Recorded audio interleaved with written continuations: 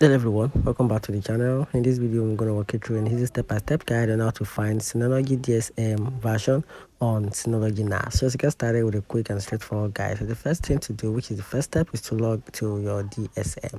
So open a web browser and go to your Synology NAS IP address or quick connect URL, then sign in with your admin account credentials.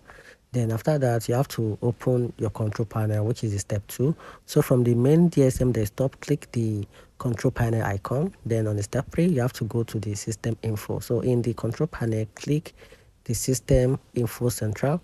Then from there, to step 4, view the DSM version. So under the general tab, look for the DSM version near the top, and it will display something like DSM 7.2 to 645670, which is the update 2, and that's it. And you now know your exact DSM version, and that's it. Find the video up for, turn on the notification button and subscribe for more. Thanks.